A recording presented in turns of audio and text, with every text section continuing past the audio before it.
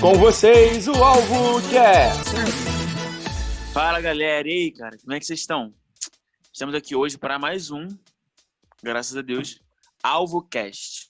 E hoje, falando sobre paciência, esperança ou esperança e paciência. Eu acabei de trocar aqui o título do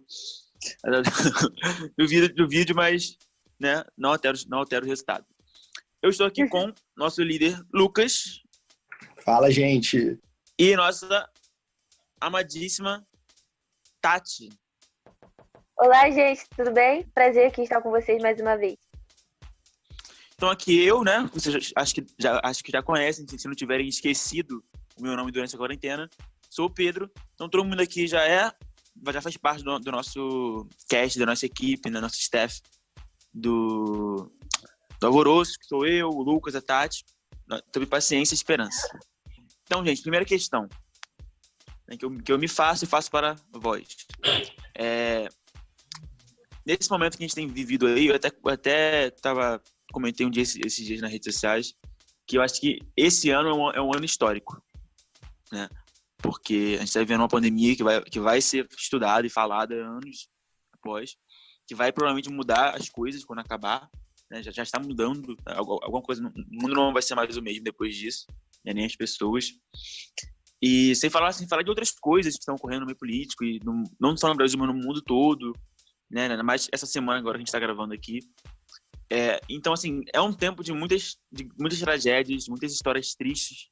Se você for ligar o jornal em qualquer emissora que for, você vai ver ali notícias ruins, não só relacionadas a essa doença, mas relacionadas a crises sociais, crises políticas e por aí vai. E, assim, como que a gente faz para manter a nossa esperança nesse momento de crise, nesse momento de tragédia? Sempre quando fala de esperança, eu acho que, não sei se vocês vão concordar comigo, mas sempre lembra aquela passagem lá de Lamentações de Jeremias. Quero trazer a memória o que me pode dar esperança. E quando eu li esse versículo, quando eu escuto essa questão, eu não tem como não me lembrar dessa passagem. Só que a gente lembra dessa passagem, só que a gente não lê ela por completo. Eu vou ler aqui rapidinho, só para vocês entenderem o meu ponto. Está lá em Lamentações, capítulo 3, versículo 21. Quero trazer à memória o que me pode dar esperança. Aí no 22 segue assim: as misericórdias do Senhor são a causa de não sermos consumidos, porque as suas misericórdias não têm fim. Renovam-se cada manhã. Grande é tua fidelidade. A minha porção é o Senhor, diz a minha alma. Portanto, esperarei nele. Bom é o Senhor para o que esperam por ele, para a alma que o busca. Por que eu falei isso tudo? Porque geralmente quando a gente vê que a nossa esperança está sofrendo um certo risco, significa que a gente tem se apoiado a gente não tem se apoiado na coisa certa. A gente vê aqui Jeremias falando essa declaração e ele estava num momento super conturbado, muito semelhante. Não sei se eu poderia dizer semelhante em questão de proporção, mas vivendo algo parecido com o que a gente tem vivido. Ele estava vivendo uma guerra, digamos assim, religiosa, étnica, de todos os tipos, vendo o povo dele se deturpando, vendo rumores de guerras acontecendo, e ele vendo diante daquilo tudo, lamentando profundamente, ele faz o quê? Do 22 ao 25, ele simplesmente exalta quem Deus é. Então, quando a gente vê a nossa esperança sendo ameaçada, a gente tem que rever no que a gente tem apoiado no nosso coração. Se é nas circunstâncias, se é naquilo que nossos olhos estão vendo, ou se é na confiança de quem Deus é, ou no conhecimento que a gente já tem dele. Sabendo que, independente de qualquer coisa, ele está sempre no controle de tudo. Seja sobre o bem ou sobre o mal. Acho que é isso. E a Tati, assim, deixou bem claro que nunca é fácil, né? Você tem que fazer, mas nem sempre manter essa esperança aí é fácil. Eu anotei aqui uma parada que eu gosto muito, que uma vez eu li, e assim, é uma lógica de Paulo que é muito legal.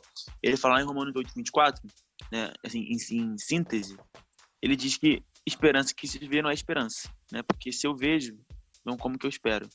Então, o cerne, né? O principal de esperança é ter algo a se esperar. Então, assim, como eu creio que uma das maneiras que você pode fazer para manter a esperança em momentos complicados, não só agora em momentos, né, que, tipo, tá um mundo inteiro complicado, mas momentos que, às vezes, no futuro, que você, a sua vida só, que vai, tipo, que você que vai estar numa crise pessoal, ou numa tragédia pessoal, é você olhar para frente, sabe? Não olhar para o momento. Sabe? Não só como a Tati falou de você pensar e ver onde que você está baseado, onde que você está alicerçado, como também olhar para frente, ver onde você está olhando, sabe? Porque se eu olho só para o momento, meu Deus, vai acabar o mundo, a gente morrendo, ou, sei lá, minha vida nunca vai para frente. Mas quando eu começo a olhar para frente, a olhar para depois do que está ocorrendo agora, eu começo a ter esperança. Para fechar esse contexto que vocês levantaram, hoje, antes de eu vir aqui para essa reunião com vocês, eu estava assistindo um documentário, né?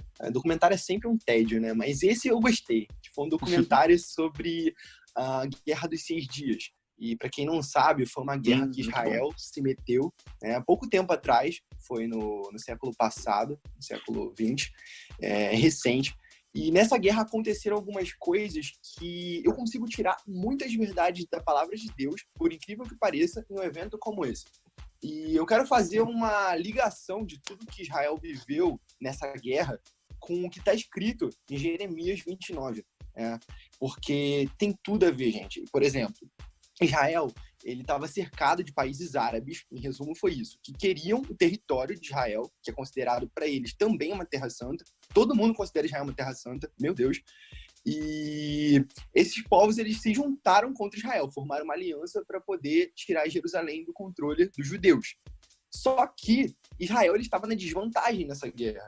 Não tinha nada a favor de Israel. Os números não estavam a favor de Israel. As políticas do mundo não estavam. Os países não quiseram ajudar Israel.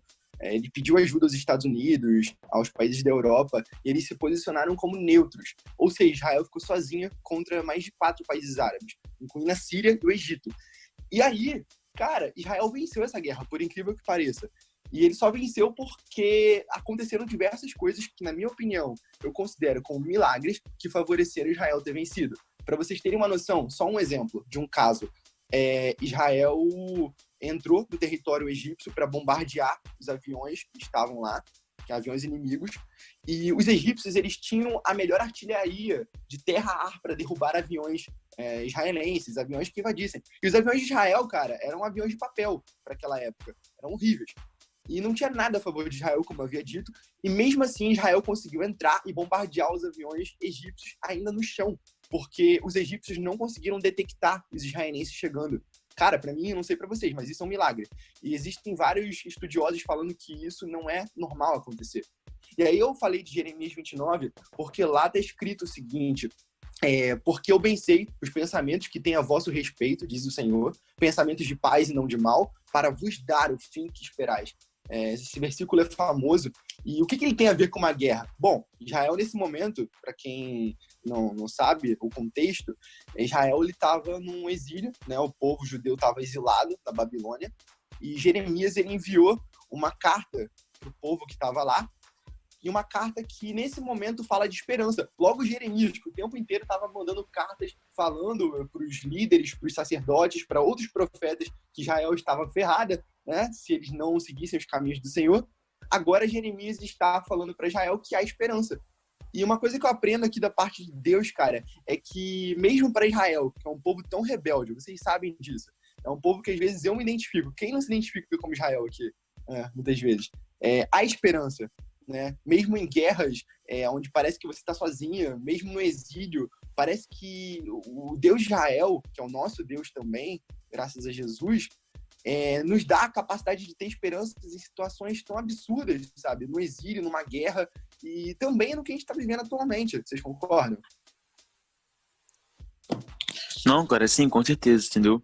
É como você falou, quando eu me apego a Deus, sei que tipo, ele tá comigo, eu posso ter esperança em situações como Israel teve, porque eu gosto muito também de história, eu gosto muito dessa história da Guerra dos 6 Dias. Depois, inclusive, me passa o nome desse documentário. E assim, se você olhar as histórias de Israel, não só essa guerra, mas também outras guerras que Israel passou, né, nesse período mais ou menos aí que eles estavam se formando ali, né, como Estado, tal, como povo de novo, são coisas que são milagrosas, sabe? Porque era um país pequeno, que nem era país de direito ainda, eram judeus que vieram de outros lugares, né, que estavam exilados durante milênios, que conseguiram vencer países enormes do lado. E isso mostra que quando eu tenho o Senhor ao meu lado, quando eu tenho uma promessa para minha vida, como a gente tem quando a gente lê a palavra de Deus, eu posso ter esperança. A esperança não vira um sonho ou só uma utopia, mas vira algo realmente real, porque eu tenho um Deus que pode concretizar tudo isso. É isso mesmo, concordo com tudo que vocês falaram. Tati tá tão calada agora. Não, com isso Tô aqui, ouvindo vocês. com isso aqui a gente foi mais ou menos já para pergunta número 2, né? Que a gente estava falando sobre a questão de Jeremias 29:11, né? Que o Lucas abordou aqui. E agora eu queria ir para 3, que era uma pergunta um pouco maior, né? Que também vai gerar aqui muito uma boa discussão aqui, né? Entre nós. A gente já falou muito sobre ter esperança em Deus e como que a gente pode ter, porque Deus tem promessa sobre nós, como a gente pode manter essa esperança. E agora, falar um pouco sobre paciência. Como a gente pode ser paciente, esperançoso para lidar com o caos, porque a Bíblia fala em Romanos 12:2, né, que nós temos que nos manter perseverantes em oração, constantemente, temos que nos manter alegres. Mas como que eu vou perseverar em oração quando eu não sinto mais força para orar, quando as minhas vontades para orar já se passaram? Como que eu faço para ter força quando eu não tenho força? Eu tô lendo esse mês, eu tô lendo um livro do C.S. Lewis, uma coleção dele, que se chama Como Orar. O nome do livro é bem simples, né? Mas ele vai profundo, assim, na questão da oração. Uma coisa muito interessante que eu li nele e me mostrou muita coisa que eu não sabia sobre o que é orar, é que, gente, existem 2 mundos, né? O nosso mundo, o mundo natural e o mundo espiritual. E Deus, ele nos permite ter a liberdade de interferir nos 2 mundos. Por exemplo, se a gente quer mover algo no mundo natural, a gente empurra uma cadeira e ela cai, certo? Mas quando nós queremos mover algo no mundo espiritual, muitas vezes não é com gestos físicos. E antes a gente precisa usar a maior ferramenta que Deus nos deu para isso, que é a própria oração. E quando eu vi a oração como um instrumento de modificação do mundo espiritual, cara, parece que mesmo sem... às vezes não funciona essa oração aqui, por que não funciona isso, aquilo? Parece que te dá mais vontade de tentar, porque você lembra de outras vezes em que orações funcionaram. Então não é sobre oração funcionar ou não funcionar, mas sobre continuar tentando, porque uma hora vai acontecer. E da mesma maneira que o famoso ditado popular diz lá que água mole, pedra dura, né? Todo bate até que fura, isso para o físico. Eu também acredito que seja assim para o espiritual, porque a Bíblia vai mostrar diversas vezes que quando nós pedimos, tem aquela parábola que fala do juiz Inico, que a senhora ficou pedindo para ele resolver o caso dela, todo mundo aqui lembra? Sim, sim. E mesmo ele sendo um juiz iníquo, diferente do nosso Deus, que é um juiz bom e justo, o iníquo, mesmo assim ele ouviu, porque ela ficou ali pedindo para ele. Imagina para Deus, sabe? E a gente sabe que muitas vezes a oração que se insiste, aqui o versículo vai falar perseverar, é porque vale a pena às vezes insistir na oração, mesmo que ela não seja atendida no primeiro momento. Eu vejo dessa maneira. Pô, tu falou sobre a parábola do juiz Nico, e é muito boa. Eu lembro que uma vez eu tive a oportunidade de dar uma aula de EBD sobre esse tema dessa parábola. Cara, é muito bom, porque os paralelos que Jesus faz ali, sabe? Ele diz que se aquele juiz que era mau, né? Como diz o próprio nome, o juiz Nico, que não era um cara que gostava de ouvir, que era um cara, sei lá, injusto, se ele, como ele insistindo, foi ao favor dela, né? E depois dela perseverar tanto, foi lá e respondeu o que ela precisava. Imagina Deus, que é bom, que gosta de nos ouvir, né? E que nos ama, o quanto ele não vai nos ouvir. Se o mal ouviu pela perseverança, quanto mais o bom fará. Muito bom, né? Sim, me amarro nessa passagem. Eu concordo com tudo que vocês falaram. Eu acho que a única coisa que poderia passar mais para quem estiver nos ouvindo nesse momento, né, de fraqueza, nesse momento de não ter forças para ser perseverante, eu queria só deixar uma passagem lá de Tiago, capítulo 5, no versículo 16, que fala assim: confessai, pois, os vossos pecados uns aos outros e orai uns pelos outros para seres curados. Muito pode, por sua eficácia, a súplica do justo. Tem outras versões que fala: a oração do justo pode muito em seus efeitos. O que eu tô querendo passar com essa passagem? que muitas vezes, quando a gente se encontra nesse momento de fraqueza, a primeira coisa que a gente quer fazer é se isolar das pessoas, não falar disso pra ninguém. Então, só que aqui o versículo nos mostra algo diferente. Fala da importância da comunhão entre os irmãos, principalmente no momento da oração. Então, se você for essa pessoa que está nesse momento de fraqueza, fale isso com o irmão seu em fé e peça a ele que ore juntamente com você para que você possa restabelecer as forças.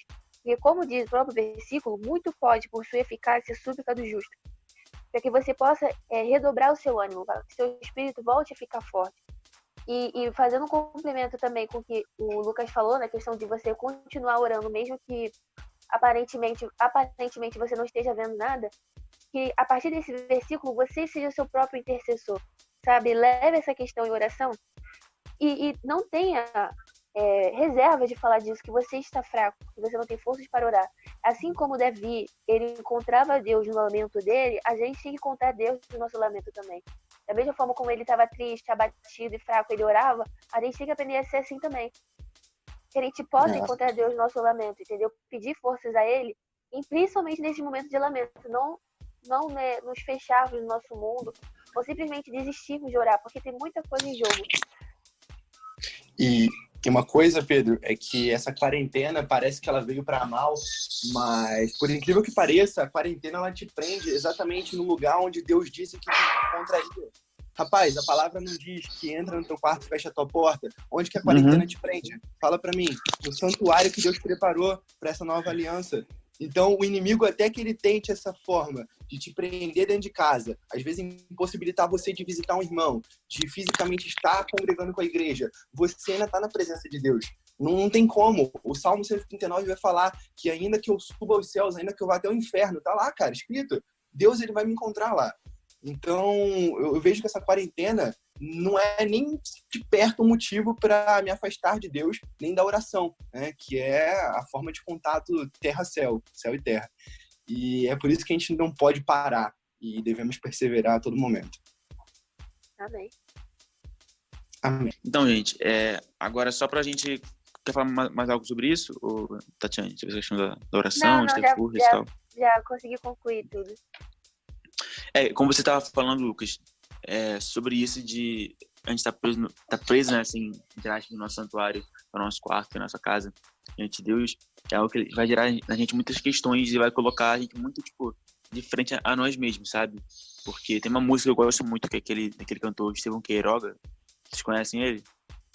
Já ouviram falar? Mas Não. tudo bem. Depois eu até mando o link da música deles Manda.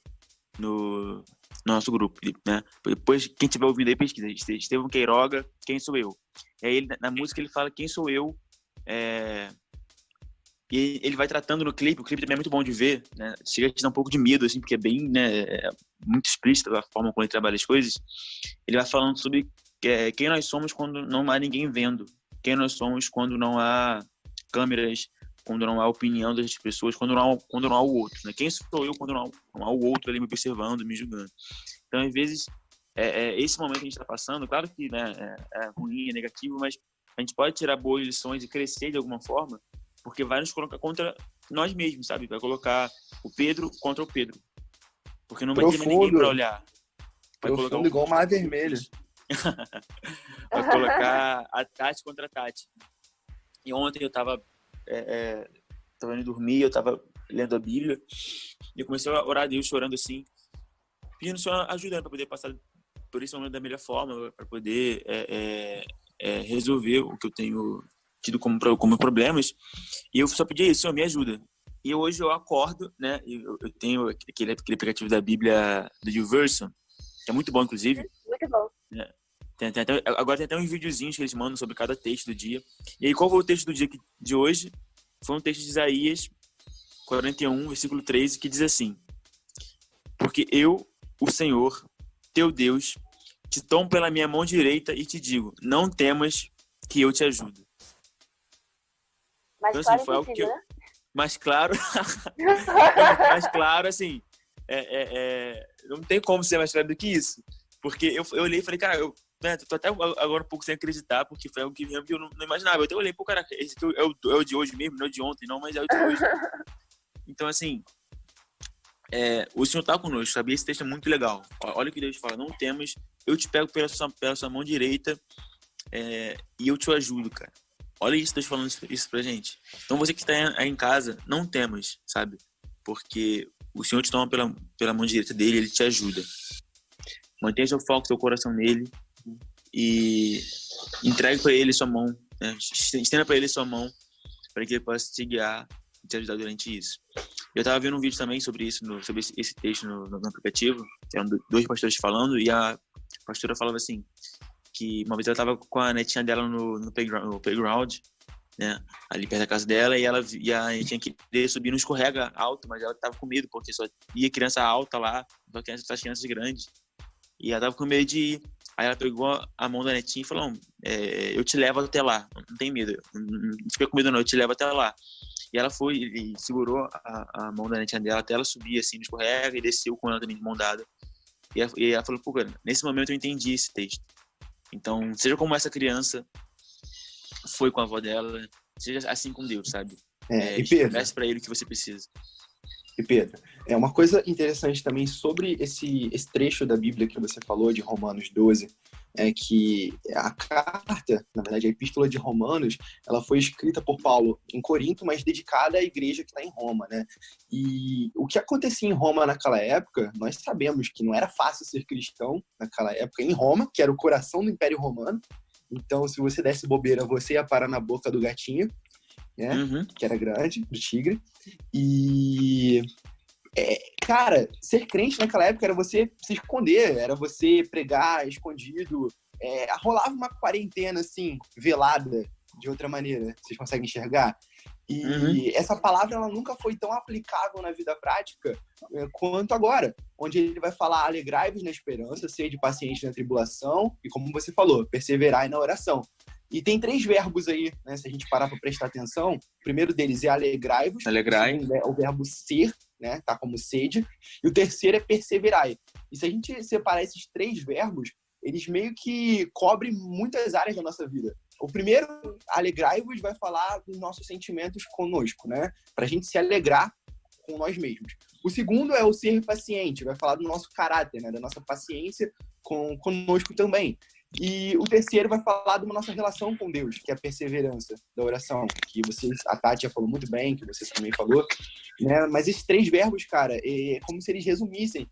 E Paulo o tempo inteiro precisava ser o mais enxuto possível, né? De ficar mandando carta naquela época, para lá e para cá, porque se ser cristão hoje nós já somos difíceis, quanto mais naquele tempo. Poxa, então, realmente. Acho que vale muito a pena se inspirar naquela igreja para nós agirmos nos dias de hoje como igreja também. Pois é, sempre que a gente olha, é muito legal, sempre que a gente olha assim pra igreja primitiva, a gente leva até um pouco assim, sei lá, um tapinha na cara, né? Porque você vê um pouco como que realmente ali as coisas eram muito complicadas, né? Porque era tudo além de uma questão de uma pressão daquela cultura, daquela sociedade, existia muito forte ali a perseguição realmente literal, né? De física e tudo isso. Então, realmente, é bom pra gente aprender um pouco sobre como lidar em crises e tragédias. Mas, como já diria o meu tio nordestino, tá lá em Isaías 40, 29. Deus dá força ao cansado e multiplica as forças ao que tá só o coió. Amém. Amém. Tá, você quer falar algo aqui antes da gente encerrar? Dar uma despedida? Então, só para encerrar, gostaria de desejar a todos que encontrem suas forças em Deus, que saibam filtrar as informações que chegam até vocês, alinhem a perspectiva de vocês àquilo que o Senhor já tem revelado dele a vocês, e busquem força também na comunhão com os irmãos. Por mais que a gente esteja preso nas nossas casas, graças a Deus que a gente tem certas ferramentas, certos instrumentos que a gente pode se comunicar com nossos irmãos, seja por meio do YouTube, por meio desse AlvoCast, seja por meio das reuniões de Zoom, enfim, não viva esse momento sozinho. Deus, ele ama a união entre os irmãos e ele nos colocou como seres sociáveis, isso não foi à toa. Foi para que a gente pudesse redobrar nossas forças através de nossas relações. Então, essas são minhas últimas palavras e fiquem com Deus. E saudáveis. E ai desse vírus incircunciso que fica tocando nos ouvidos do Senhor, cara. Tá bom, gente? Um salve Amém. aí pra Gente, todo mundo. fica com Deus. Opa. Assistam aos nossos outros AlvoCasts aí, nossos outros materiais também no YouTube, os Alvoroços também, que em breve, se Deus quiser, voltaremos a gravar. E outra coisa também, a gente falou muito aqui sobre oração, sobre ter forças, né? Até a Tati falou sobre algo incrível, que é sobre você procurar a ajuda dos seus irmãos, né? E orar. Então, caso você precise de ajuda em alguma situação que a gente possa ajudar, de oração, ou só para desabafar mesmo, conta lá com a gente no nosso Instagram, vai lá no nosso direct, manda mensagem, a gente vai estar te respondendo, vai estar ajudando no que for possível, tá bom? Conta também com a gente aqui, não só pela palavra, mas também pelo braço amigo, pelo joelho amigo, né? De oração. Tá? Então curtam, compartilhem com seus amigos aí esse vídeo, esse áudio, né? A mania de vídeo. Esse áudio, esse AlvoCast, tá? E valeu, galera!